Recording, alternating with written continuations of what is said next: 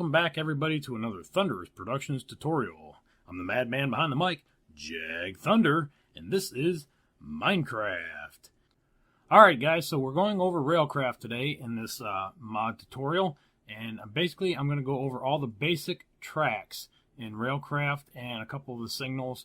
Hopefully there'll be a part 2 to this where I can go into some more depth about the devices and controlling features of Railcraft. It is a very big mod and there's a lot of things that go along with it, but I just want to get everybody started so they know kind of how it works. So we're going to dive on down here and we're going to take a look at it. Okay everyone, so the first thing you're going to want when working with this mod is a crowbar, and I'm not going to go over any of the crafting or anything. You can look it up on the wiki and I'll link that in the description. But anyways, the crowbar is going to come in very handy whenever you're going to want to be switching your tracks, or also too, destroying minecarts. It works great for. Usually you got to sit there and hit it quite a few times with your fist before knocking the cart off the track. So just for that alone, I love this fucking tool. But anyways, what we're going to do, we're going to jump right in here, and we're going to start off with the normal powered rail. In vanilla Minecraft, we know that it needs power for it to function. And this is what we used for launching our cars and our minecart stations. And without power, the cart stops.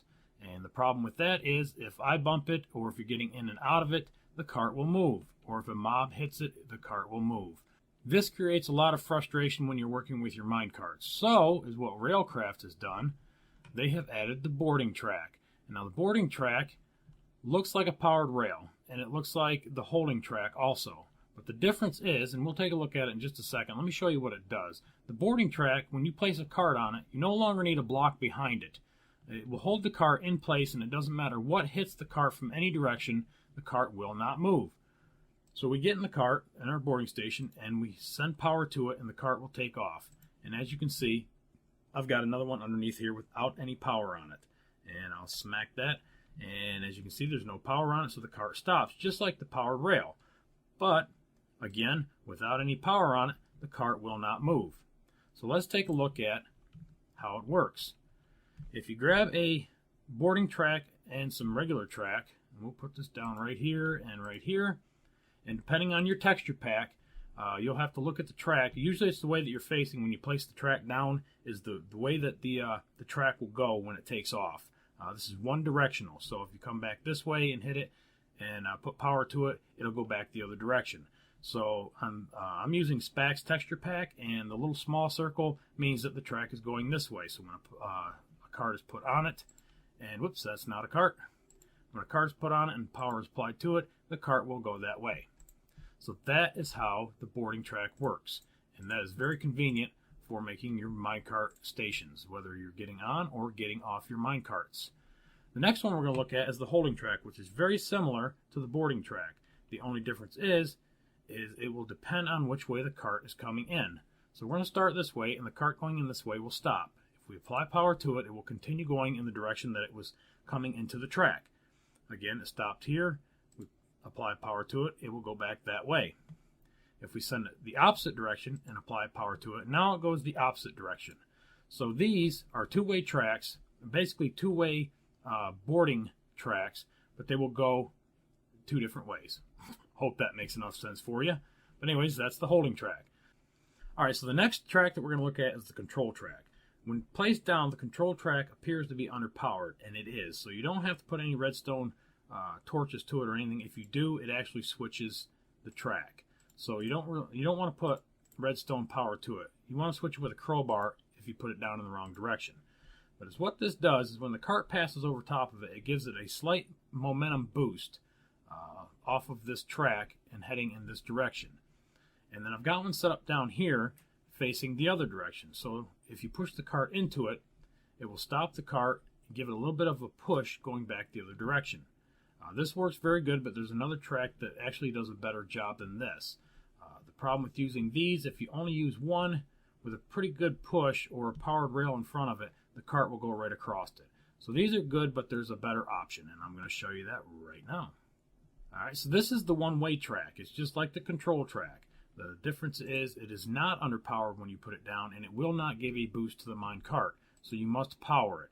And then you put your minecart down, and you push it across it. Now that the minecart is on this side of it, and I just flipped one around backwards over here so you can see, In no way, shape, or form will the minecart pass across this track. It doesn't matter how hard you push on it, it will not go across that track. So that's the advantage to using these.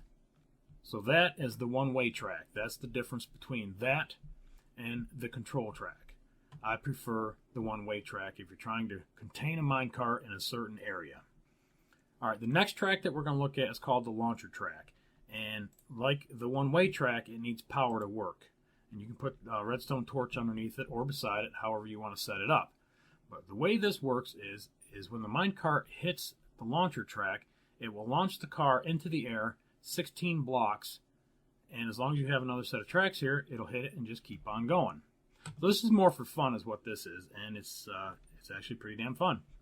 So we're going to watch it. We're going to hit the power, and there it goes. Boom. That is really fucking cool. So now I'm going to do it. Like I said, this piece of track is I guess more just for fun. That's all that is.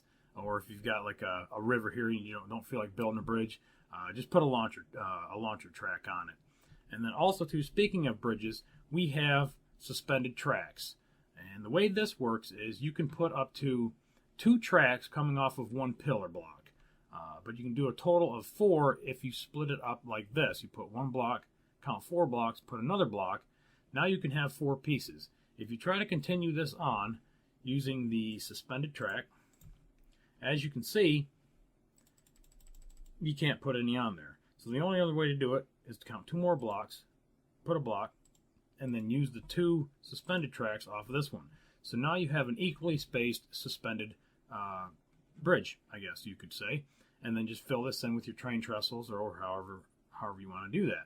So that's pretty much how the suspended track works. You can walk through it, but the cart will ride on top of it. And I'll just give it a little push so you can see. And there's the suspended track. So that's pretty cool. All right, the next one we're going to look at is called the elevator track. And this again is another fun track, kind of like the launcher track. And the way this works is basically it will stick to walls and it works like a ladder. But when power is applied to it, the minecart will actually climb up the ladder, and when there's not power on it, it will come down the other side. And of course, you can go max ceiling with 1 power source way at the top. So every block underneath it, if you power at the very top, will power all the rails underneath of that. And there it goes. And it stops up there because I ain't got quite enough momentum to get it over the top. And I'm going to show you that it does work with weight added to it, depending on the stretch here, of course. And up we go. So that's pretty much how the elevator track works. And we're just going to grab that and come back down here because we got more to show you. The next one that we want to look at is the junction track. And the way this works is you can now push 2 minecarts in different directions, north, south, east, and west. In vanilla Minecraft, you cannot do this. If you place down normal tracks, according to the southeast rule, you're always going to have one going south and east. And the only way to change that is either with a lever or with a torch. And then, of course, you're always trying to figure out which way the track needs to go if you're trying to switch it. So anytime you have a junction of 4 tracks coming into an intersection, that is the track that you want to use. So as far as switching this track, there are other things in Railcraft that you can do that with, and that's called a switch track. And that can be changed with your crowbar and using a switch motor. And the way this works is by using signals or another power source to make this motor switch that track. All right, so the next track that we're going to look at is called the coupler track. And this actually has been replaced, is now obsolete according to my too many items. There's a lot of tracks that are obsolete, but they still work. If you're crafting these items, I'm pretty sure they'll still craft. But the reason why this has been replaced is because you use the crowbar to link the cars together now. That's pretty much what that means, coupler. So if you have 2 cars, you take a crowbar and you right-click on one, your link is started. You click on the second car, your link is created. Now you have a train. So you have a train of 2 cars. And your coupler track does the same thing. If you take 2 cars and run them across it, now they are coupled together. So as you can see, these 2 are coupled together. And if you want to couple 2 groups together, as far as what I can tell, you need to do it in pairs. And the way to do it is to click this car and this car. So you click this once and your link is started. click that car, and now your link is created and you have 4 cars. So again, to do 6 cars, do it in pairs. Link up these 2 first. Link started, link created, and now you want to link these 2 cars together. So you want to link start, link created. Now we have 6 cars, and I'm not sure exactly how many cars you can link up with this, but as you can see, 6 works, and they stay connected until you unlink them with the crowbar. As you can see, just going across. Oops, no, my bad. I'm making a mess. Anyway, if it goes across the coupler track, it takes the cars apart, or you can do it with the crowbar.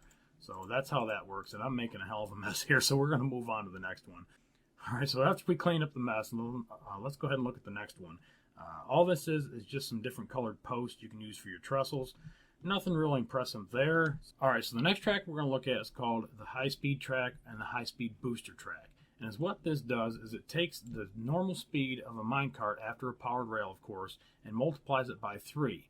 But in order for the high-speed track to work, you need to enter into the system using a high-speed booster track.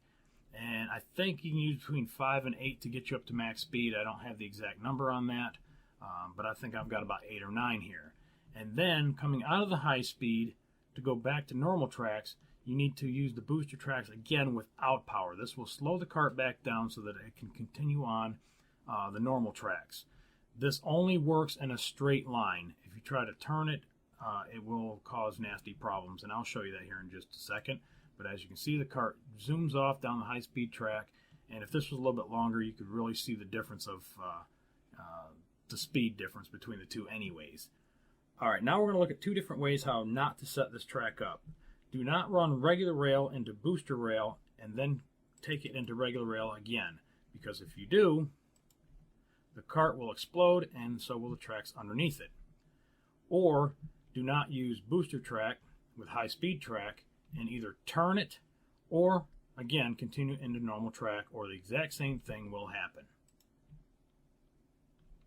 Looks cool, but not effective and not what we're going for. So that is the high-speed line, and remember, it has to work in a straight line. Okay, the next part that I'm going to go over, and I'm going to try to go over the best that I can. I'm still trying to learn how this works. This is the signal blocks, and the way this works is you link 2 signal blocks together in a straight line. It doesn't work on curves, and it will detect a car within these 2 blocks, or basically this is a block zone. And this works, I'm not really sure, but it works a long, long ways according to the wiki. Even after the chunks deload, these will still connect, apparently. I haven't tested it or tried it, so I'm not really 100% sure. But anyways, once these are set up in pair, and I'll show you how to pair them in just a second, if there's a car on the track within the block zone, you will get red signals.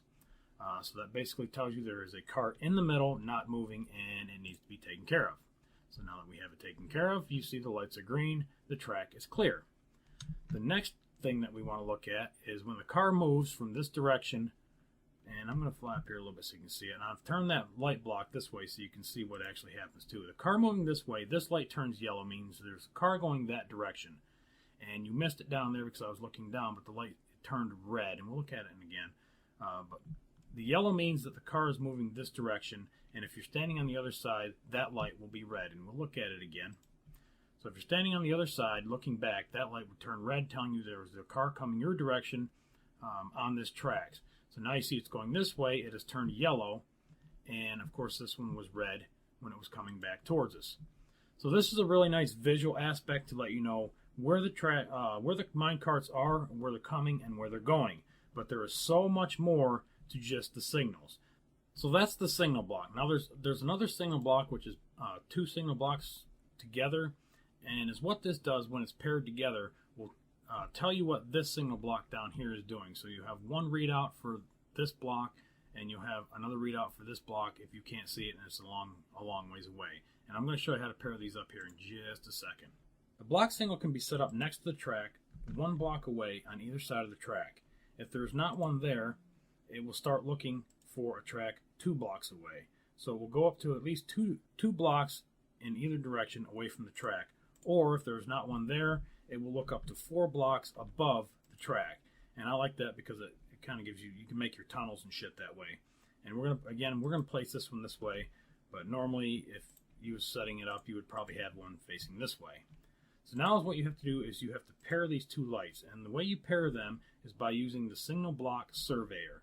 And you right-click on one, and then you right-click on the other one. Now, as you see, they both are green. Whenever they're flashing red, that means they have no idea what the hell you want them to do, and they need to be paired up with something. So now that we have them paired up, it will read the track and tell you exactly what's in between, just like I have setting over here. And as you can see, the light turns yellow, that one turns red, and I don't have enough juice in the middle to get it over there, so they both go red, and the car has stopped. But it's the same system as I have over here. The only difference is I've got power track to keep the cart moving, and then I use the control tracks to bring the cart back. All right, so how can this be used in the regular Minecraft world? If you have two carts coming in that are going to collide on the main track, you can set them up using a single control box and a single receiver box, and then also to your switch motor, like I mentioned over here, and your switch tracks. And the wiki has this set up. It explains it probably better than what I'm going to explain it.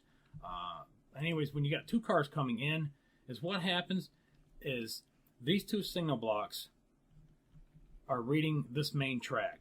So when the cars come in, it tells the receiver, that there's cars coming in. It sends a redstone signal to the holding track, and it also sends a signal to the switch track. And we'll watch that again. There's the redstone signal shuts off, the switch track comes on, and it turns the track and brings the first cart in this way. Once this cart clears that track and these lights go green again, that tells the receiver and the control box to go ahead and light up the holding track here and release that car to go on its way. And we'll watch that again. So as you can see, the redstone goes off, it holds. Once that passes and turns green, it releases that car there. So that's how you set that up. And there's again, you have to link everything using the single block surveyor and the signal tuners to get everything to work quite right. And it took me quite a few times to figure this out. So I'm just going to suggest going to the wiki, and you guys can read that more and use your creative ways to come up with more shit. And then also, too, hopefully by the time I make a part 2 to this, my best friend Matt and I are going to be on the Shadowlands, and we're running Railcraft and Red Power on that server. And we'll put together something a little more elaborate than this. We'll get some loading stations, dispenser blocks, and some other different signaling devices, and try to set up something a little more informative than what I have right here. The basics of what I wanted to teach you today is all the basic rails and how they work. So hopefully I've done that, and you have learned a lot from this tutorial, and I hope you look forward to this part 2 that should be coming up very shortly. So if you have, remember to rate, comment, subscribe, follow me on Twitter, and we'll catch you on the next one. Later.